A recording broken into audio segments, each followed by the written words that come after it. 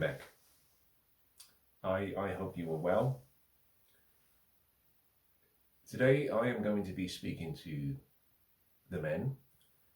I am going to be touching and glossing over a number of topics that will form a series of conversation in the coming weeks. I am mindful of the fact that over the past week and some change, I have been addressing the ladies, and I think it's time that I address the men as well. There is still much to be said, generally speaking, and much to be presented on the ladies' front. In any case, I hope that the men can sit up straight and take it just in the same way I have been gifting it to the women, without any preferential treatment. What inspired today's session particularly, and what will inspire the sessions that follow in the coming weeks, is the conversation that I have been having and that have been directed towards women. In the past week, I have talked about a topic that I addressed many years ago, which had to do with a woman's value, or a woman's price, a woman's worth in the relationship or sexual marketplace. I'm speaking from a perspective of intersexual dynamics, to be very clear. I made it very obvious, and if I didn't, I hope perhaps I reiterate what I should have, that a person's value is not determined necessarily by one person's opinion. Your value has many faces. There's a value to a nation, to a country, to a community, to a family, to your close friends, and to yourself. Now, for those who believe in something transcendental, there is your value to something divine, something beyond just your physical appearance.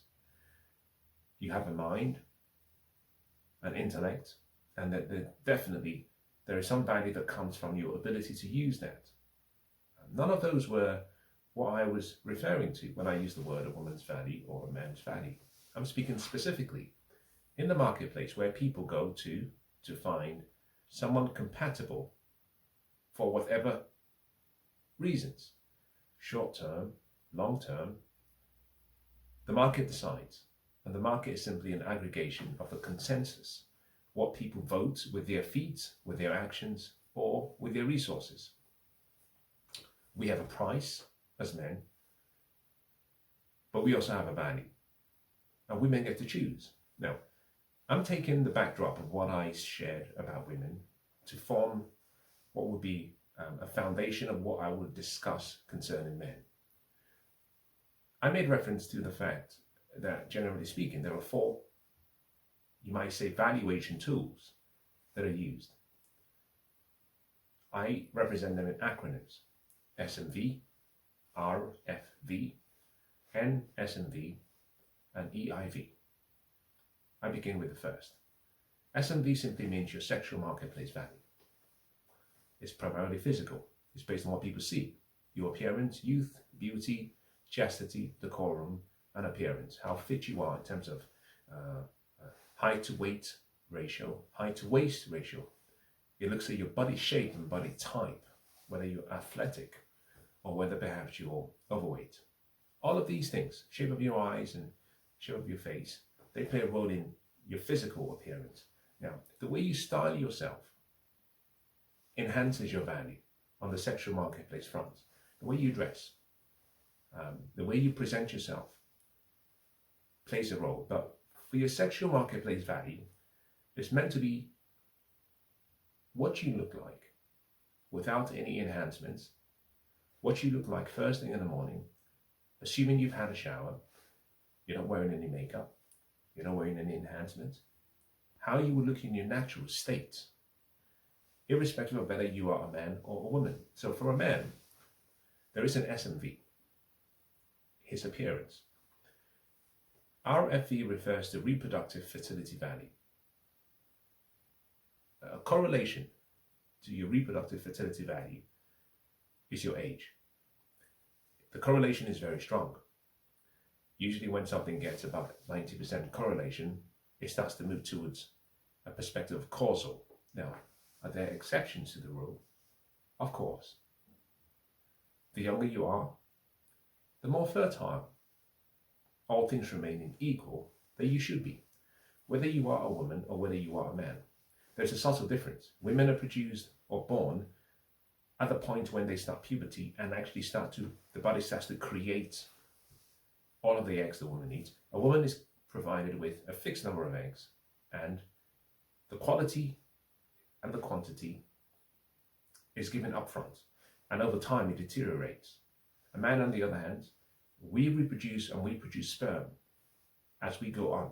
So we do not have a fixed number of sperm, and therefore we do not judge men in the same or to the same extent as women from a reproductive perspective. Men can reproduce until they're 80, sometimes even beyond 80. No doubt, the quality of the sperm and the quantity of the sperm declines, but we do not have that biological gate that shuts on our ability to reproduce from a masculine perspective when compared to a feminine perspective. In any case, the second, you might say, valuation tool is a man's reproductive fertility value. The third is his non-sexual marketplace value, and this encapsulates everything other than his physical looks and his ability to reproduce. It has nothing to do with his age. It really has more to do with his character, the traits he has, his value system, his morality, if you are interested in that. It has to do with his actions, his philosophy, whether he was trained to be a husband, whether he was trained to be a good man, the influences he had over his entire upbringing, and he still has currently today.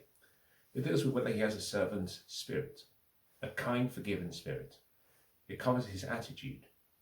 It covers the temptations he may have actually overcome, or the temptations that he will have to face, and whether he has developed or will develop the ability to transcend such temptations. A non-sexual marketplace value simply covers all the aspects of a man's life that are important and that enable the person to lead a good life. Number 4 is the economic intrinsic value, EIV. Hidden in its acronym is the meaning. What is your economic intrinsic value? This covers several things, but fundamentally men are success objects or resource objects, and therefore your EIV calculates or tries to determine your value to the marketplace. Now here is where we start to deviate from assessing a man's value and a woman's value. From a female's perspective, a woman wants to be treated like she's equal to a man. Now I have no objections to that. In that particular sense, freedom of choice, the freedom to choose, I believe that I am a feminist. In other words, I want women to have the free right to choose how they choose to lead the life they desire or want. But in the sexual marketplace, recognizing that people are not robots and not fixed, people have to choose based on what they have as preferences. It just so happens that whilst men are success objects and resource objects, men view women more as sexual objects, affectionate objects, inspiration objects. So a woman's agency really comes in several ways: her words and her presence. Whether that presence is shared either physically, or whether that presence is shared in the form of a letter or a poem, in the form of a prose, something written down. It could also just be her spirit, her presence. Men therefore judge women in a different way. Our selection choices are void of a woman's economic intrinsic value. A man doesn't stop and say, well, she studied in Harvard or London School of Economics, or she studied at Cambridge. We don't care much for that, because fundamentally in our makeup and in our nature, provision and protection comes instinctively to us. A woman's intelligence and her resources created by way of said intelligence is not administered. Those resources are not administered by us, the men. So we don't count a woman's education or intelligence or her resources or her wealth or her family's wealth in deciding whether we find her attractive. We go by what we see first, and then we go by what she is. But we discount, primarily because we date across social hierarchies and downwards. Women, on the other hand, date across social hierarchies and upwards. So to a woman cares much for ensuring that she can actually pair bond with, recognizes she pays the highest penalty for reproduction, that she chooses and selects the best possible candidate to provide for her, to protect her, and whatever offsprings she creates for him and for both parties. So what you find from this whole explanation is a double standard. Men are judged based on being resource or success objects. Therefore, our education, our enterprising spirit, our ingenuity, our hard work, our smart work, the wealth we've created, the connections we have, our social capital, financial capital, our hard assets, our real assets, all play a role. Our intellectual or earning ability based on our intellect plays a role in ensuring that we can provide and protect, plays a role in ensuring that we can profess our love and hopefully demonstrate such love in two ways. One, our presence, and through what I call a priestly duty, meaning the ability to share a vision that the family or the lady buys into. So you can see that from a man's perspective, in identifying a man's value, the same standards are used, but what is preferred from a man's perspective tends to vary compared to what is preferred from a female's perspective. Women do not want to be judged based on their age, based on their weight, size, attractiveness. They don't want to be judged based on those, what they consider to be casual, low-thinking resolution from men. But the opposite of that would be to suggest that men should not be judged based on their ability to provide or protect, should not be judged based on their resources, should not be judged based on their success. Women would simply say, no, well, we ought to judge. We ought to choose what we want. And from a man's perspective, men accept that women have preferences and standards. What makes it interesting is that men, the burden of performance is always on men. A man understands that he has to compete, and he cares to compete in such a way that if he meets the condition, that he should be given the opportunity, not the outcome, but the opportunity to present his case. So, generally speaking, one of the reasons why men dress well, one of the reasons why men compete for success and accolades and wealth and fame and power is because we want to be seen as attractive to women. We have no shame in saying that. That is purely because we have studied women for generations and we know what women want. And it is our position to become whatever a woman wants in order to be found attractive. A woman is a gatekeeper to her emotions. She is a gatekeeper to her physical body, and she's a gatekeeper to her reproduction womb. She gets to choose. She has the keys. And we try to identify the combination of that lock. Sometimes the younger we are, we use what we call game, trickery, which is why I partly say that dating is a waste of time. It's like war. We know the saying, all is fair in love and war. I don't support dating, generally speaking, because it's a modern concept and it doesn't work. It causes more trauma, it causes more heartache in the long run. It doesn't achieve the objective for which it was designed or created to achieve. But it is what it is. Men, the younger we are, we have to resort to ways of getting the combination to the lock. The more we mature and the older we get, we actually become what we profess at an early age don't line to be. So we can simply say, well, this is who I am, this is what I have done, this is what I have achieved, here are my scars. Accept it or reject it. And therefore there's a confidence that comes with being an older man. There's an attractiveness that comes from being a wiser man. There's a sense of accomplishments that come with time. And therefore, men have understood that there is a burden of performance required to be attractive to the opposite sex. And we take the script given to us and we evolve the script always, and we try to be whoever the woman desires us to be. Men, on the other hand, are gatekeepers to relationships. We decide who we get married to. We decide who we go on one knees for, both knees for, or no knees for. We decide who we give our last names. We decide who actually we die and profess the vows to. We make vows to gods. We make promises to people. But in making that vow and that promise, we're simply saying that we will exchange our life for your life to preserve you, to protect you, to ensure that you continue to chronicle our lives as a scribe, and that you preserve and you take into the next generation our seed and our lineage. In order to do that, we have the keys. Therefore, we propose, you accept as a woman, or you reject.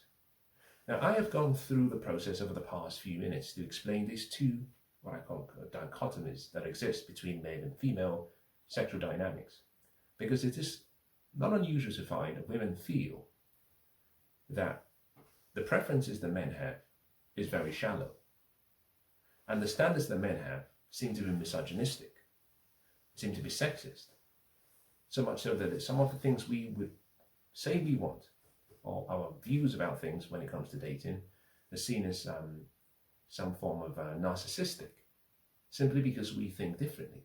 Now, in the sessions to follow, I'm going to talk to men, and I'm going to explain how our society in the past 30, 40, even going as far as 50 years, has created a landscape that disadvantages men.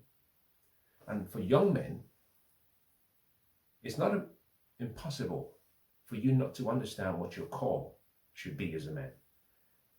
Most have been raised, 1 in 3 have been raised as single mothers with no father involvement.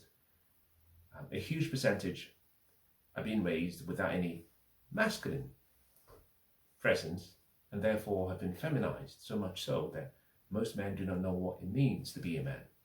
I'm going to address some of these issues in the sessions that follow. But I thought it would be useful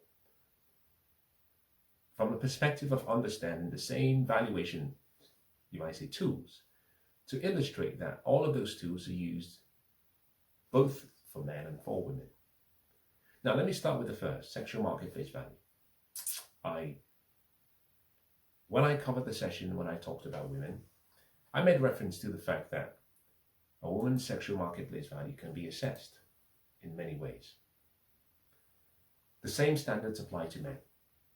A man's height, the average height for men in the UK is about 5'7", 5'8".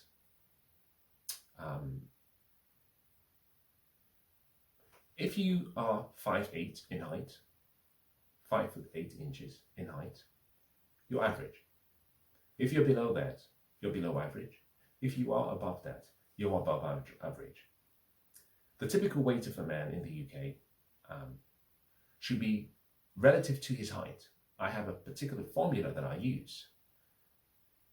5'5", we start with 5'5", and we simply say, well, if you're 5'5" and below, for a man, you should weigh 55 kilograms plus, no more than 20 kilograms.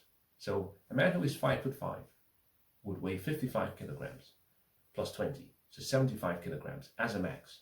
But ideally, he should be going down to ensure he has the right build. For someone who is 6 foot and over, 6 foot will be the same as 6.0. That would be 60 kilograms plus 25 to 30. I like 30. The taller you are. So for someone who is 6'3" or 6'2", it's perfectly acceptable for you to be 92 kilograms. I weigh between 90 and 92 kilograms. sometimes going up to 92.5 or 92.6 kilograms. But my weight since I have been 18 has been around the same target weight, partly because of my height. So if you're 6'2", 6'3" and over, 6'3", 63 kilograms plus 30, 93 kilograms should be your max. Ideally, you should be scaling down so you have the right build. So whilst you might be 6'3" or 6'2", rather than 93, you should be aiming for about 90 or 89. Obviously, we adjust for muscles, but that's a typical guide. I use the same formula with women, but I do not add the extra kilogram, primarily because men should weigh more than their female counterparts, adjusted for the same height.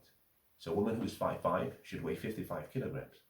A man who is 5'5" should weigh 55 plus 20 kilograms. Ideally, going down towards 15, especially he's 20, he should weigh 75 kilograms, so he should be stronger physically, necessarily so, to crush the threshold. A man recognizing that he's 5'5", from a height perspective, is below average. We then go into age. There's an inverse. A man who's 30 and below is, generally speaking, not of the same value from a sexual marketplace value than a man who is 40 and above. So men such as myself who are much older, from a sexual marketplace value perspective, I'm not as attractive. From a physicality, I've lost the sense of youth. I've actually lost my youth. And if you sat me down next to my, say, 25-year-old self, from a sexual marketplace perspective, he would rank much higher than I would. Why? Because I'm 20 years older than I used to be. There is no shame in that position, because when we age, we go through a process where at the moment we are born, we start to die. And the time comes when we reach the point of death. The younger we are, the more plump, the more attractive our skin is, the more radiant our skin is. That applies to men and it applies to women. So for men who are 30 years and younger, they will have a higher sexual marketplace value. Now, it doesn't mean they will be desirable to all women, because women generally prefer older men. But that is for a different variation too, EIV. But purely from a sexual marketplace value, which is attractiveness or attraction, age plays a role, both for a man and a woman. Now, there are other things.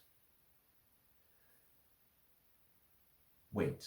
So a man who is overweight has a low sexual marketplace value. Now, I went through the same concept with women, and what you can see is that from a man's perspective, there is no shame in who you are as a man, based on things that you cannot control. As you age, you lose some of your sexual marketplace value. And one of your responsibilities as a man is to look for ways to preserve or enhance that value. Good lifestyle, exercise, good diet, avoiding things that perhaps could change the color or the pigmentation of your skin. Just a healthy life. Now, it helps if you've had an easier life compared to someone who's had a much harder life. Those who do more manual labor tend to age faster than those who do more, you might say, computer-based tasks. Although there are disadvantages to those who do desktop-type based tasks. But the more you use the body, the more toll the body wears. Reproductive fertility value for a man. A boy who is 18, a boy who is 20, a man who is 21 has a higher reproductive fertility value than a man who is in his 40s. But there's a huge difference. Because we do not have a fixed quantity of sperm, a man who is in his 50s and 60s can still produce sperm. A woman who's in her 50s and 60s cannot produce more eggs. So you have this double standard. Nature shuts down the gates for women, but keeps the gates open for men. In any case, younger men, from a reproductive fertility perspective, have a higher reproductive fertility value than older men. So a woman is well within her right to simply say, I want a man who scores a 7, an 8, a 9, or a 10 in sexual marketplace value. I want an attractive man with all of these features: jawline, facial hairs, color of skin, height, age. She gets to choose. But in the reproductive perspective, let's assume this woman, particularly speaking, is 50. Or let's not go that far. Let's say perhaps she is 42 and still wants to have a family. It is to her best interest to choose a man who is not 42 or older, but a man who is in his 20s, because he is more, from a fertility perspective, his reproductive fertility value is much higher. Now, I hope you can see that with me and these conversations, it's not a double standard or double speak from my perspective. They are what they are. Men and women, as we age, our value from a sexual perspective declines. Our reproductive capability declines for both sexes. One goes through what I call a deterioration faster, and the other goes through a dilapidation slower. The third is the non-sexual marketplace value, and this has to do with his character, his values, his training, whether he was raised to be a husband, whether he was raised to be a good man, his influences from a young age, his dreams, his goals. It covers things such as his attitude and philosophy about life. Let me say a few things. We begin with one's philosophy. Your beliefs are born out of your philosophy of life. Your morality comes from said beliefs. Your character will come as a result of your morality. Your values and your ethics will be birthed as a result of your character, and your actions will follow whatever ethics you have. So, you start with your philosophy. Now, we never start with our philosophy in life. We always begin with other people's philosophies. Most young children do not choose their religion. They are born into a family that has chosen a religion. And so before you get to the age of reason, sometimes, you've been gifted a philosophy. And what you are supposed to do is hold on to that philosophy, good, bad, or indifferent. And when you get to the age of reason, you start to search for other ideas, competing ideas. And you take your philosophy, someone else's philosophy installed in you, and then your lived experience. And what your lived experiences teach you about what you've learned and whether it works, you get a choice then to reject, to accept, or to neglect new ideas. And then you form something that becomes your own, because once you get to the age of reason, you are now responsible for your life. Prior to the age of reason for a man, someone else may have been responsible for the life that you have. When you get to the age of reason and beyond, you are responsible. So I usually say to most young men, and even older men, someone else may have been responsible for your failures, if you choose to use that word. But if that is the case, it means you've already paid once. You don't have to pay twice. At any day, any one of us can choose to turn the script and write a new script. We're not programmed. Destiny is not fixed.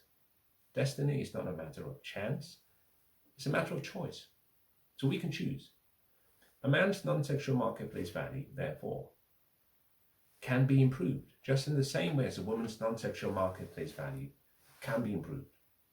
A woman who is feminine, a woman who has been trained and raised to be a wife, a woman who's agreeable, a woman who is kind and forgiving, a woman who has been raised in the right ethics and etiquettes for social interaction, has a much higher non-sexual marketplace value than a woman who didn't get any of those. Femininity or feminine woman attracts good men and masculine men. Feminine men repel feminine women, but attract masculine women. So generally speaking, you see when I talk about men who have become beta males or men who have become female men, I'm referring to men who were not raised to be men, didn't understand or were not raised about the importance of having a good character and understanding responsibilities and sacrifice, boundary enforcements, never got a chance to rough and tumble play with the father, never got a chance to experience delayed gratification. So you tend to find these men are very much in their feelings and they act contrary to the masculine frame. All of these gives a man a score. We call that his non-sexual marketplace value. Just like a woman, a man has one. So for example, an interesting way of identifying a woman's non-sexual marketplace value has to do with her age. A woman who has gone past 35, generally speaking, if she was raised to be a wife, then she would have found opportunities to collaborate and coexist with a man. She doesn't claim the strong independence, I don't need a man mindset, because she recognizes from early days that she wants to have a family and she wants to coexist and build something significant, a long-lasting, loving, emotionally significant relationship. So she seeks for that from an early age. From a very early age, she's seeking for a complement, something to complement who she is. Men who are raised to be fathers, men who are raised to be good men, do not get into activities such as crime, antisocial behavior, or immoral acts because they were raised in a certain way. The saying, train up a child in the way that he should grow, and when he grows, he will not depart from said ways. Men who have been raised properly have a high non-sexual marketplace value because they have a character that is hard to either erode or displace. So a woman can judge a man, and the first way a woman should judge a man is based on his character. Now, I am happy with women choosing whatever they want because they get to choose at the end of the day. But men, generally speaking, when men judge other men, because a man's value is determined by the group, by other men, not by a woman. I need to be careful here because I think this is where I bring in a double standard. A woman's value is determined by a man. I know this will not go down well, but let me say this and perhaps understand the meaning behind my statements. A woman's value is determined by a man. Primarily for two reasons. One, I'm speaking specifically in the relationship marketplace. Because men are gatekeepers to relationships, we get to choose who we profess that love to. And therefore, we determine the value. The woman determines her price. We say, this is what we think your value is and what we are willing to exchange. Whenever there is an agreement between price and value, then you have what's called a fair exchange. A woman can set her price at whatever she wants. A man determines that value. A woman can also determine what she thinks her value is, but if it diverges considerably from the man's judgment, or from the men, I should use more the men, in other words, the marketplace, then there is no exchange. A man's value, on the other hand, is not determined by a woman. It is determined by other men, which is partly why a woman has to choose a man based on his character, because his character is simply an aggregation of his lived experience. However, the affirmation of that character reflects what other men believe to be good or bad. So for example, let me make it more concrete. A man who is a thief, a man who is a liar, a cheat, a drunk, has a much lower value to the group in the eyes of other men. A woman who recognizes that thief but falls in love with him and chooses to reproduce for him or marry him has chosen a man based on what she believes is good for her. But the other men will say she chose poorly. Why? Because to the group, men always place themselves in a hierarchy. Women float around in terms of power amongst themselves. Most things are done by committee.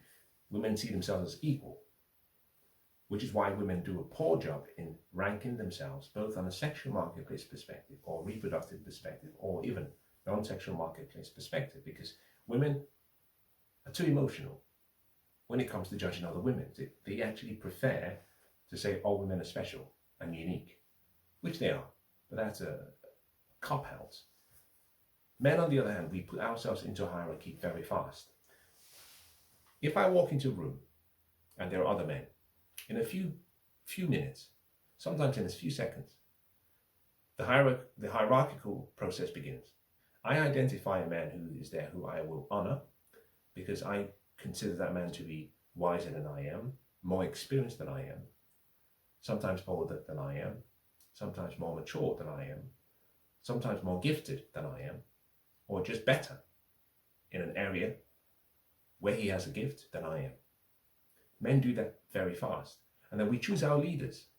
We simply say, yes, I think A, B, C are the best candidates. So we put them on a hierarchy, and we, the rest, we follow. Now, there will be another area where perhaps another person, not A, B, C, but X, Y, Z, will provide a better leadership. But men are very, very quick to rank ourselves in a hierarchical, you might say, distribution. So from a non-sexual marketplace value, a man's character plays a huge, huge role in who he is, which is why you can see men who have wealth and money, but are not respected by other men. Why? They do not have or they lack the character.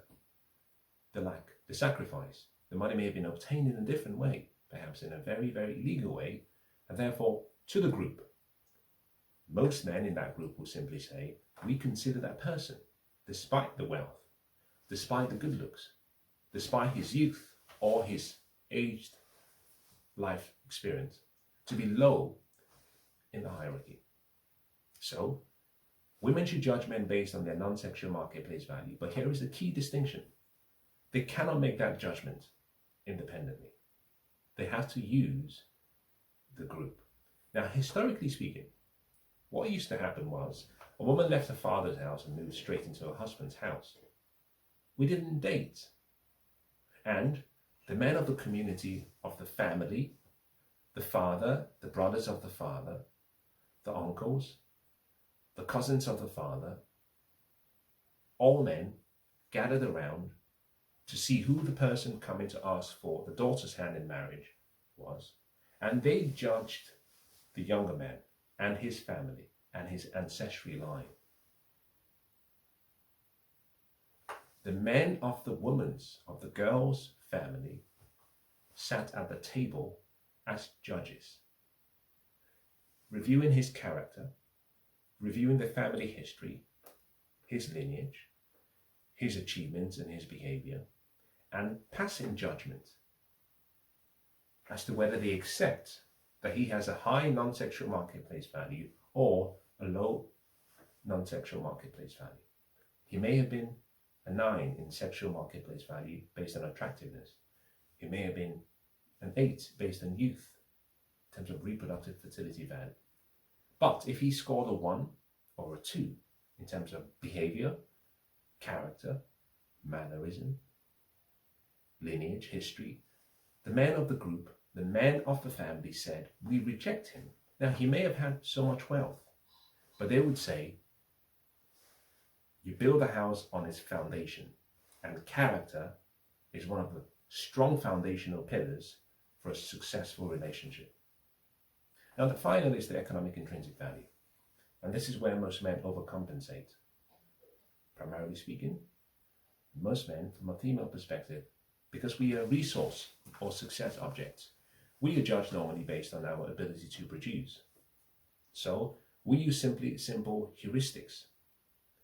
A man's status, the way he presents himself. What does he do? That's the first question. Where does he live? Where did he study? These are heuristics. These are shortcuts used by people and in societies over time to ascertain very quickly whether someone was of, you might say, noble character and a high social class to determine whether he was deserving. So, for example, a mummy, he's 30 or he's 29 and he comes from family X and Y. And he studied at X university or X college, went to private school, and X, Y, Z. And automatically, before meeting the man, they have estimated as to whether he has the intelligence, he has the ability, the resourcefulness, if he's hardworking enough, to be a good provider and protector for their daughter. They may never have met the man before, but you know, he's a graduate of Cambridge and he went to Eton, and he went to this other private school, and they live in a certain part of the country, and his father is X and Y, or his mother's cousin is B and Z, And very quickly, we're judging his economic intrinsic value, his earning potential. That's the key word. Most men are gifted with wealth. Sorry, I rephrased that.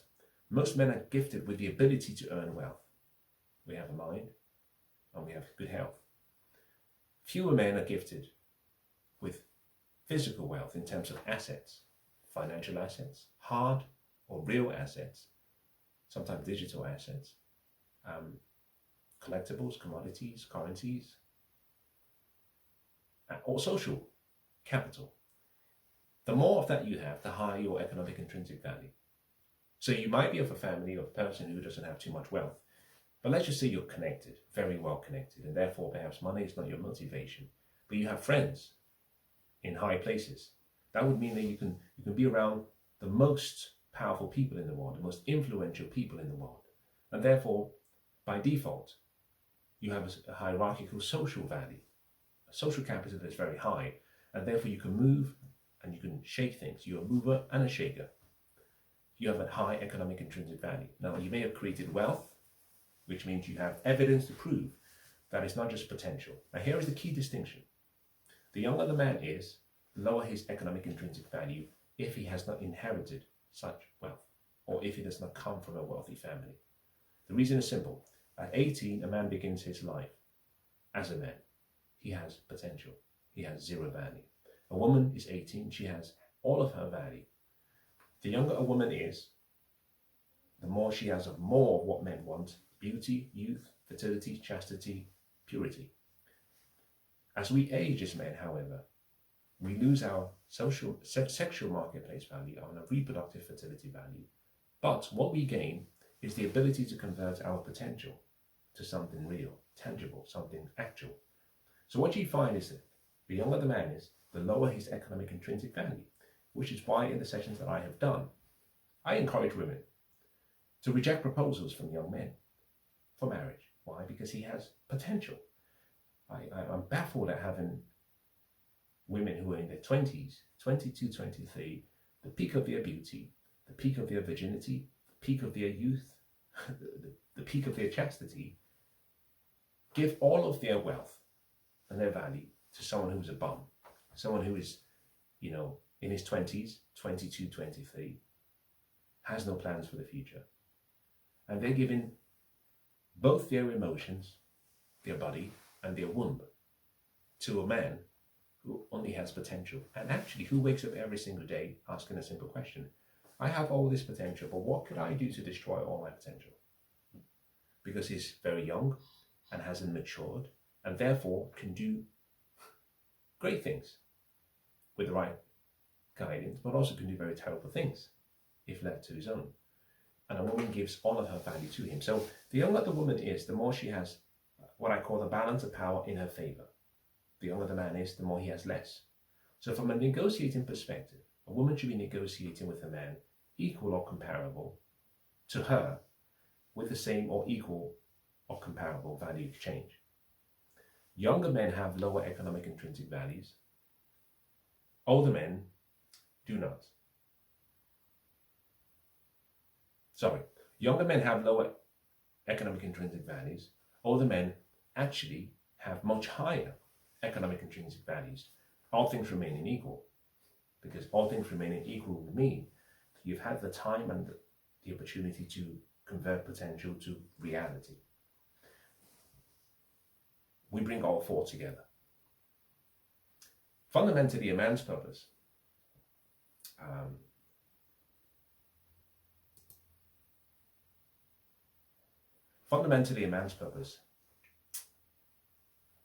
is hidden in the gifts and talents that have been afforded him.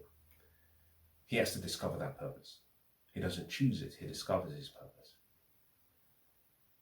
But there is a responsibility that comes to men: provision, protection, and the ability to profess his love and to be a priest. All of said obligations and expectations come to a man with time.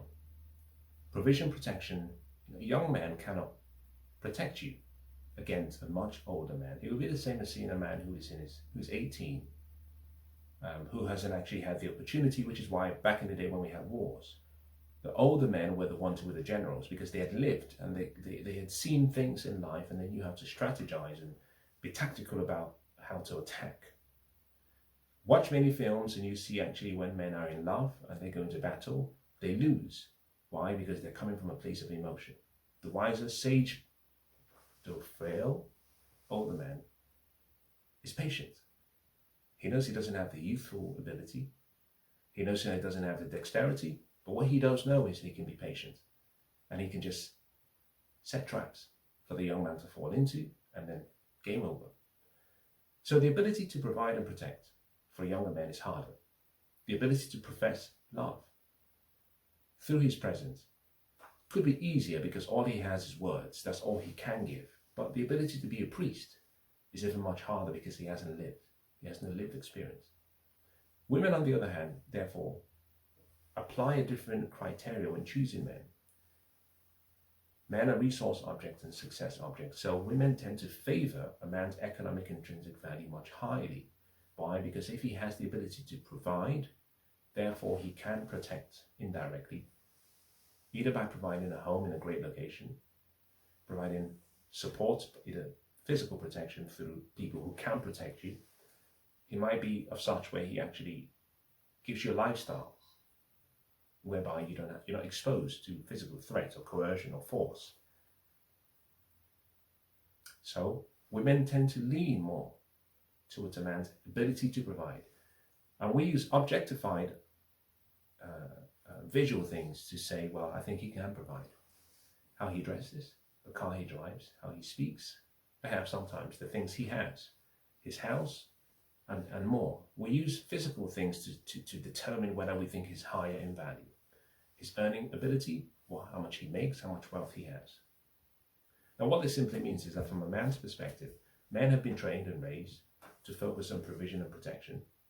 Now we don't fight wars anymore, and we don't use our physical hands as much as we used to. So men are then using our minds rather than muscles to find ways to provide service to the world, be compensated in return, and then to offer that compensation to the woman to say, choose me or allow me into your body, your emotions, your womb, because I can provide. You can see that there is an asymmetry between how men choose women and how women choose men. Same valuation techniques, same standards, applied very differently. From a man's perspective, a woman, SMV.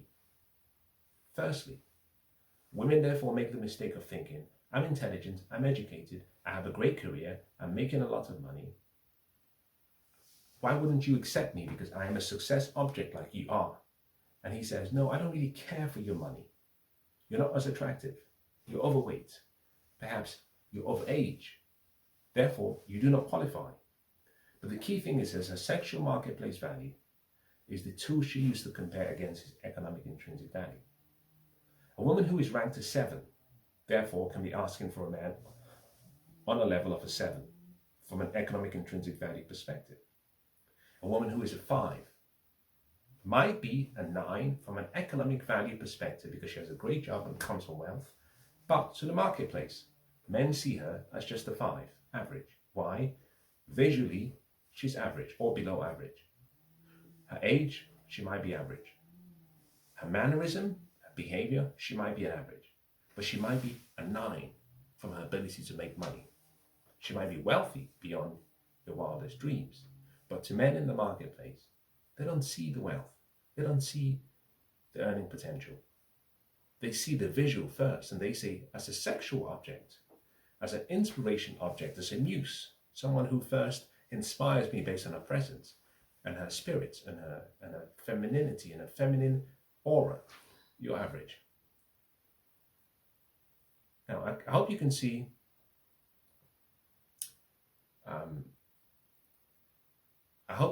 that there is a separation between how we choose each other in the marketplace. Now, in the sessions that follow, I intend to speak to men about some of these issues, and it'll be quite heavy. Men recognize that I'm going to be speaking to you like a brother, so it's coming from a good place. For some of you who are much younger, you will be as though I'm speaking to a son. I've made mistakes, and so this is me explaining things that I perhaps should have known from a young age. It's coming from a good place, and I hope ladies can learn as I teach and as I focus on men about how they can, I guess, be more effective at selecting their mates. Because so far in the West, we're doing a horrible job in choosing good partners. Why? No one is teaching us. There are no fathers in the households, and we've become a society where everybody thinks we're all equal and everything is all the same. And you shouldn't judge people, and you should accept people based on their pasts and accept people based on having no futures or no dreams and goals or vision, because we don't want to be judged ourselves. Now, you will find in this particular channel, this is not for the snowflakes. So if you are one, you either get on board and learn something useful, or you can exit. But I will give it to the men as it currently is. I'll talk about several things, and I hope you find it useful.